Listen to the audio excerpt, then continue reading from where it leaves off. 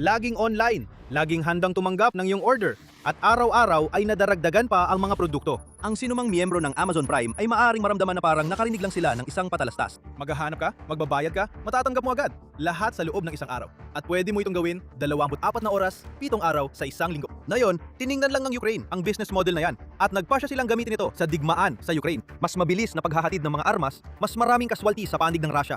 Isang digmaan na sobrang bilis na ngayon kaya hindi na makahabol ang Russia. Ginawa ng Ukraine ang pangangaso sa mga Ruso na parang 24 na oras, 7 araw sa isang linggo na operasyon ng Amazon Prime. At ganito nila ito ginagawa. Noong Agosto 17, naglabas ng pahayag ang Ministry of Defense ng Ukraine na nagdedetalye kung paano binago ng Dotchain Defense Marketplace ang paraan kung paano nakakakuha ng mga drone ang mga unit at, mahalaga, kung gaano kabilis dumarating ang mga drone na iyon sa harapan. Linggo na lang imbes na buwan ang sinasabi ng ministry, habang tinatalakay nito kung paano ang isang marketplace na isang taon pa lang umiiral ay inayos at pinadali para matiyak na makukuha agad ng mga sundalo ang kanilang mga pangangailangan. Minsan nga, sobra pa ang linggo sa ilang pagkakataon. Madalas, ang mga order na inilalagay ng mga unit ay natutupad sa loob lang ng isang araw. Parang sa Amazon Prime member ka lang nag-order. Ayon sa ministry, ang mga interceptor drone, FPV drone, electronic warfare equipment, strike drone, reconnaissance drone, at ground robot ay maaaring maipadala agad sa mga puwersa sa unahan sa loob lamang ng isang araw matapos maglagay ng order. Mas matagal lang ng kaunti ang munisyon, pero 6 na araw lang sa pinakamabilis na kaso.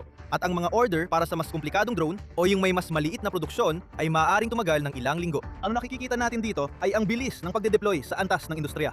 At talagang nakakabaliw ang mga bilang. Sa unang taon ng operasyon nito, ang Chain Defense ang naging responsible sa paghahatid ng mahigit 1.2 milyong drone at mga kadamitan sa mga unit ng Ukrainyano sa harapan. Dumarami rin ang pagpipilian ng mga produkto. Katulad ng pag-google mo ng oras sa pag-scroll sa Amazon para maghanap ng perpektong kasangkapan para kumpletuhin ang isang kwarto, ang isang unit sa harapan ay pwedeng mag-scroll din. 1,100 at 81 na drone at ground robot mula sa 300 iba't ibang tagagawa, na bawat isa ay dinisenyo para magdulot ng pinakamatinding pinsala sa Rusya hanggat maaari. Pinipipili ng unit ang mga drone na pinakaangkop sa kanilang pangangailangan, naglalagay ng order, at kadalasan ay natatanggap ang kailangan nila sa loob lamang ng isang araw. Isang kahangahangang antas ng kahusayan ito na nais palawakin ng Ukraine. Sa katunayan, bahagi ng dahilan kung bakit nakakakita tayo ng ganito kalalaking bilang ay dahil nagsusumikap ang Ukraine na gawing magagamit ang Dotchain Defense sa mas maraming unit hanggat maaari. Kasama rito ang pagbibigay ng access sa programa sa mga unit ng labanan na nasa ilalim ng Interior Ministry ng Ukraine, pati na rin sa industriya ng depensa nito. Kasama ng mga traditional na unit ng labanan, maaring gamitin ng mga nagsisilbi sa National Guard ng Ukraine, National Police, at State Border Guard Service ang marketplace. At ayon sa ulat noong Mayo 16 sa New Voice of Ukraine, magagawa nila ito sa loob pa ng 2 taon, kasunod ng anunsyo ng pagpapalawig ng kanilang access. Ang National Guard lalo na ay matagal lang nakikinabang na gumastos ng $800 na milyong na inilaan dito sa loob ng 6 na buwan bago lumabas ang artikulo ng outlet. Ang mabilis na paglago ng Dotchain Defense Marketplace ay sumasalamin din sa nakikita natin sa lahat ng procurement ng depensa ng Ukraine.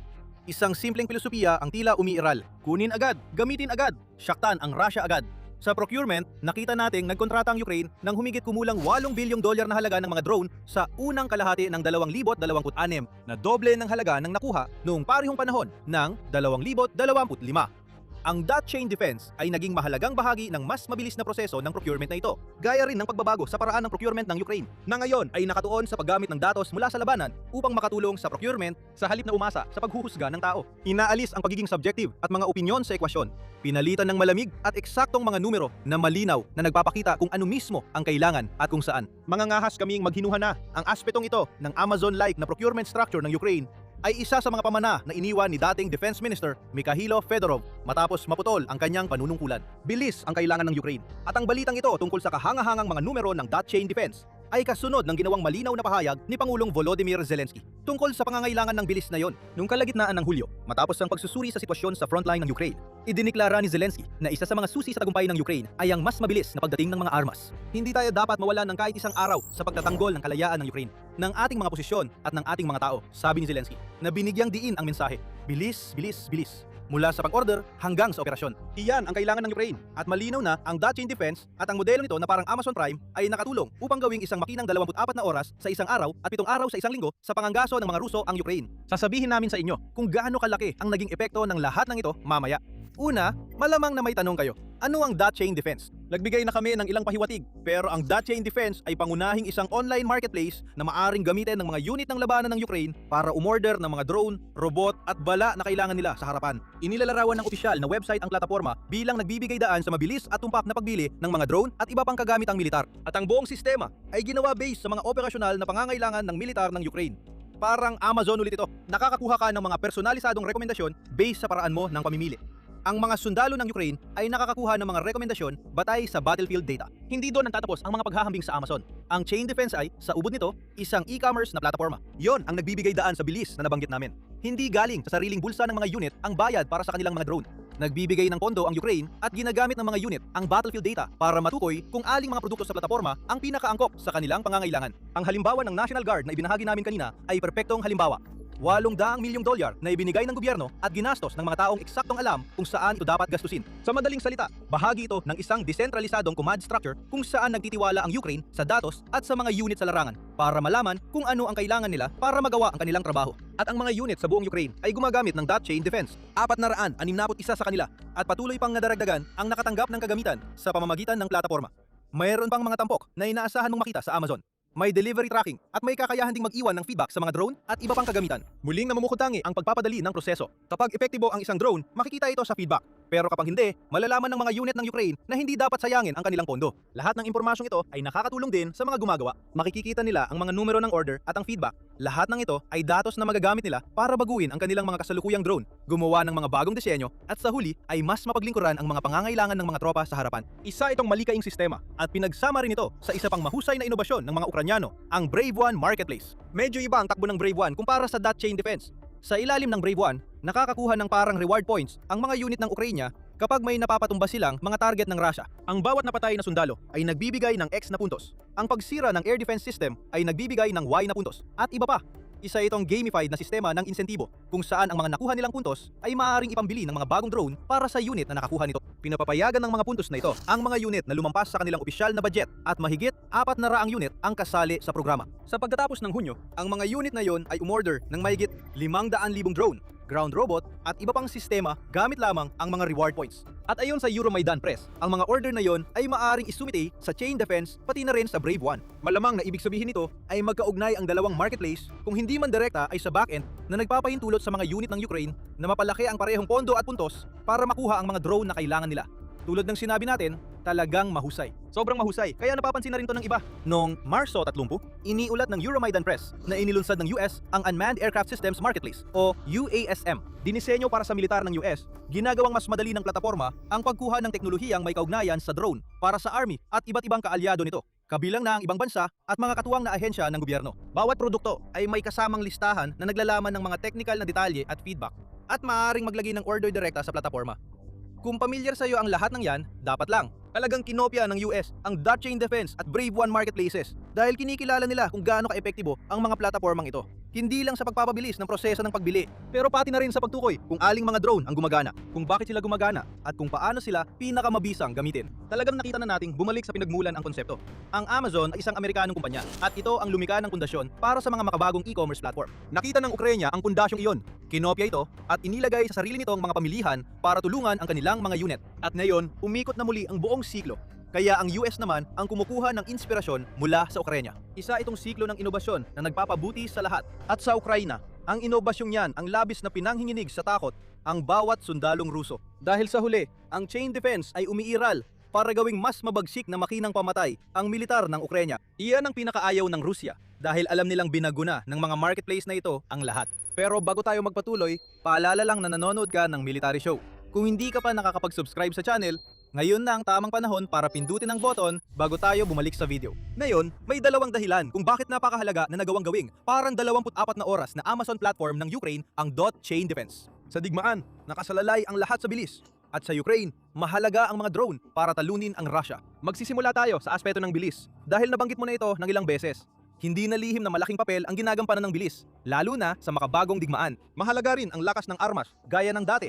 Pero sa ika-21 siglo, lalo na. kasing halaga ng lakas ng armas ang bilis ng pagdadala nito sa harapan. Lahat ito ay tungkol sa lohistika at yan talaga ang ibinibigay ng dot chain defense at mga katulad na plataporma. Sila ang mga node, mga kawing sa isang napakalaking supply chain na nagpapatuloy ng daloy ng mga armas papunta sa harapan. Maaring manalo ng mga labanan ang lakas ng armas, pero ang maasahan at mabilis na lohistika ang tunay na nagwawagi ng mga digmaan. At lampas pa ito sa simpleng pagpapadala ng mga drone sa mga unit sa harapan ng mas mabilis. Mahalaga ang pagkain, tubig, gasolina at kagamitan. Kahit gaano pa kalakas ang mga armas ng isang hukbo, magkakaroon ito ng pagkawala ng tauhan at moral kung hindi nito maayos ang lohistika nito. Pero hindi lang ito tungkol sa pagpapabilis ng paghahatid. Mahalaga rin ang mabilis na inobasyon at ang pagbawas sa mga sagabal ng burokrasya, at ang dot chain defense ay nagbibigay ng perpektong halimbawa sa dalawang aspetong ito. Pagdating sa inobasyon, sino pa ba ang makakaisip na gumawa ng sarili nitong bersyon ng Amazon na nakalaan para magpadala ng mga drone sa mga tropa sa unahan? Maaring na-inspire sila ng mga umiiral na prinsipyo ng e-commerce at gamification. Pero ang dot chain defense at Brave One ay mga ideyang nagmula mismo sa Ukraine. Kinokopya na ngayon ang mga ideyang yon, pero matagal na silang natatangi. Ang katotohanan, hindi lang naiisip ng Ukraine ang mga konseptong ito, kundi na ipapatupad agad-agad sa malakihang paraan at napaka-epektibo na maaari silang gumana kaagad, ay isa sa mga pangunahing dahilan kung bakit nagawa nitong baguhin ang takbo ng labanan na nakita natin buong 2026. Tungkol naman sa usapin ng burokrasya, ang Ministry ng Depensa ng Ukraina ang isa sa mga unang nagbigay diin dito matapos gawing available ang chain defense sa mga unit. Ang desisyon ng Ministry ng Depensa ay nagtanggal ng hindi kailangang burokrasya sa pagbili at nagbigay ng tunay na autonomya sa mga brigada. Ayon sa Ministry, noong Setyembre 2025, maaari nang pumili ang militar ng mga UAV na kailangan nila sa ilang pindot lang, nang hindi na kailangan ng mahabang pag-apruba o papeles. Sa sistemang ito, hindi na kailangang ipasa ang mga kahilingan pataas sa chain of command. Hindi na kailangang maghintay ang mga unit ng pag-apruba mula sa isang komander, tapos isang general, at pagkatapos ay isang tao sa Ministry ng Depensa bago pa man makapag-order. Nakukuha nila ang kanilang pondo, tinitingnan ang chain defense at in-order ang kailangan nila sa ilang pindot lang. Simple, madali, at lubang epektibo laban sa Rusya. Pagdating sa pagpapatibay ng depensa ng Ukraine at pagbibibray ng kagamitan sa mga unit ng pagsalakay na nagpapalaya ng mga teritoryo sa buong harapan. Ang bilis sa larangan ng labanan ay napakahalaga, at ang Ukraine ang pinakamagandang halimbawa ng katotohanan ito na nakita ng kahit sino sa loob ng mga dekada. Ang kakayahan nitong hindi lang mag-adapt sa anumang ibinabato ng Rusya, kundi pati na rin gumawa ng sarili nitong mga inobasyon para matugunan ang mga pangangailangan sa labanan, ay ipinakita sa mundo na hindi lang pagkakaroon ng pinakamagagandang sandata ang nagpapapanalo ng digmaan. Ang pag-alam kung paano gamitin ang kung anong mayroon ka at ang pagbuo ng matatalinong sistema sa paligid ng iyong mga sandata, tulad ng pagbuo ng kakayahan sa pagtukoy sa labanan, pagkalap ng datos para magabayan ang mga desisyon, at pagpapadali ng proseso ng pagbili, lahat ng ito ay kasing halaga ng mismong mga sandata. Ang Dot Chain Defense Platform ay perpektong halimbawa ng pagsasama-sama ng ilan sa mga konseptong ito. Pero ang pangalawang dahilan at ang pangunahing kagamitan sa platform na yon ang tunay na kinatatakutan ng Russia. Mga drone. Epektibo ang mga ito sa buong digmaan at mas mahalaga pa ngayon para sa Ukraine kaysa dati. Sinasabi ng mga numero ang lahat tungkol sa kung gaano kahalaga ang mga drone para sa Ukraine. Ipinapakita ng produksyon pa lang na malinaw na nakikita ng Ukraine ang epektibong paggamit ng mga drone bilang posibleng susi sa pagkapanalo sa digmaan. Ayon sa isang artikulo ng TechRadar noong Hulyo, kinumpirma ng Ukraine na gagawa sila ng 10 milyong drone bago matapos ang 2026. Pinalakas pa ng pagpirma ng mga kasunduan sa drone tulad ng $1.1 bilyong na kasunduan na nilagdaan nila para makakuha ng dagdag na pondo para sa drone mula sa European Union. Ang 10 milyon ay isang mahalagang bilang, hindi pa ito ang pinakamataas. Ang susunod na layunin ng Ukraine ay makarating sa puntong nakakagawa sila ng 20 milyong drone kada taon, at may mga plano na umano para maisa katuparan ang pagdodoble ng produksyon na ito. Nalampasan ng Ukraine ang maraming pagdududa para makarating sa puntong ito. Tulad ng naalala ni Zelensky mismo. Naalala ko noong una kong inihayag sa publiko ang plano ng Estado, 1 milyong drone kada taon. Marami talagang pagdududa kahit dito sa loob ng bansa at pati na rin sa labas nito. Gumagawa kami ng 10 milyong drone kada taon. 10 milyon at magiging 20 milyon iyon. Ang mga drone na iyon ay laging naroroon sa Ukraine, sa frontline, sa mga bahaging malapit sa likuran nito at maging sa loob mismo ng Russia. Mula, ipinapakita ng mga numero kung bakit patuloy na nagtutungo ang Ukraine sa napakalaking produksyon ng drone. Sa pagsisimula ng 2026, iniulat ng politiko na nasa pagitan ng 70 at 80% ng lahat ng casualty sa magkabilang panig ng digmaan sa Ukraine ay dulot ng mga drone. Masama talaga yon para sa Russia, kahit na nakakaranas din ito ng sariling tagumpay sa paggamit ng drone, gaya ng itinuro ng Latvia's Constitution Protection Bureau. Ginagawa nitong mas dinamiko ang digmaan sa antas tactical, ngunit binabawasan nito ang tsansa ng alinmang panig na makamit ang isang estratehikong paglusot ayon sa Bureau. Kailangan ng Russia ng mga estratehikong tagumpay. Kailangan namang gamitin ng Ukraine ang mga drone nito upang magdulot ng pinakamaraming casualty hanggat maaari habang isinasagawa ang mga kontra-attacking may tsak na target. Dahil napakahalaga na ngayon ng mga drone sa digmaan, mas nakikinabang ang Ukraine sa paggamit nito kumpara sa Russia. Tumaas na ang mga porsyento mula noong mas maaga ngayong taon. Ayon sa Center for Strategic and International Studies, ang mga drone ang responsable sa halos 90% ng mga kaswalti sa panig ng Russia. Kaya't lalong nagiging bihira ang labanan ng tao laban sa tao. Muli, maganda ito para sa Ukraine at masama para sa Russia. Ibig sabihin nito, madalas namamatay ang mga sundalong Ruso nang hindi man lang nagkakaroon ng pagkakataon na mapaalis ang mga tropa ng Ukraine mula sa kanilang mga kuta. Kasing epektibo rin ang mga drone sa mga okupadong teritoryo, kung saan abala ang Ukraine sa lumalawak na kampanya ng mga mid-range na pag-atake noong 2026. Sa isang artikulo noong Agosto 13, ibinunyag ng militar na nagsagawa ang mga puwersa ng Ukraine ng mahigit 250 mid-range na pag-atake bawat araw.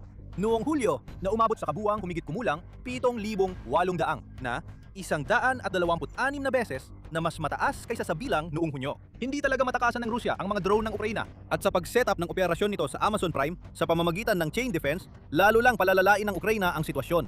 Ang napakalaking produksyon ng mga drone ay nagsisiguro na halos laging may produkto sa plataforma. Pagsamahin mo pa yan sa bilis ng pag-deliver at mararamdaman ng mga puwersa ng Rusya na parang pinuputol nila ang ulo ng Hydra. Kapag may isang drone na bumagsak, laging may paparating na kapalit. Ang pagtutok ng Ukraina sa pagpapadali ng pagbili ng mga drone habang pinapaiksi ang oras para makarating ang mga ito sa kanilang mga unit ay may isa pang epekto. Pinabababa nito ang gastos ng pagpinsala sa Rusya. Naglabas ang Business Insider ng isang kawili-wiling artikulo noong Agosto 18 na tinatalakay ang iba't ibang gastos na ginagastos ng Ukraina sa bawat tagumpay na nakakamit nila. Batay sa mga datos noong Hunyo, gumagastos ang Ukraina ng average na $32 kada bawat sundalong Ruso na tinatamaan. Bumababa ang gastos sa $74 kada piraso ng kagamitang Ruso at 87 naman para sa pagtama sa isang pasilidad ng infrastruktura. Napakababa ng mga gastusing ito at nagiging posible ito dahil sa lahat ng ginagawa ng Ukraina gamit ang kanilang mga drone. Ang mga sandata na nagkakahalaga ng daan-daang libo, kung hindi man milyon-milyong dolyar, ay hindi naman nawawala ng saysay. Pero hindi na rin sila ang tanging o pangunahing opsyon na yon.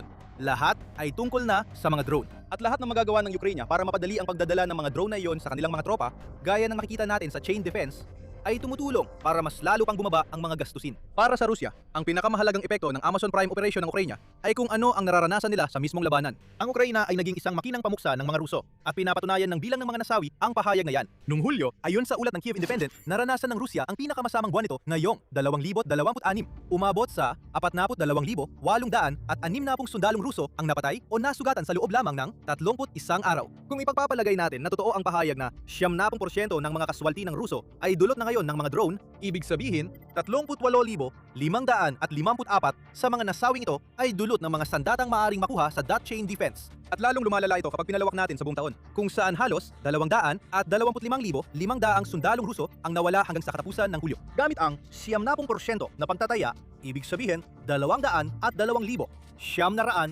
sundalo ang nawala dahil sa pakikidigmang drone ng Ukraine. Ito ang buong punto. Mas maraming drone na mas mabilis dumadating sa harapan kaysa dati ang sumisira sa estratehiya ng Russia para sa 2026 at paparating na ang taglamig. Hindi, walang bagong nakakagulat na season ng Game of Thrones na paparating.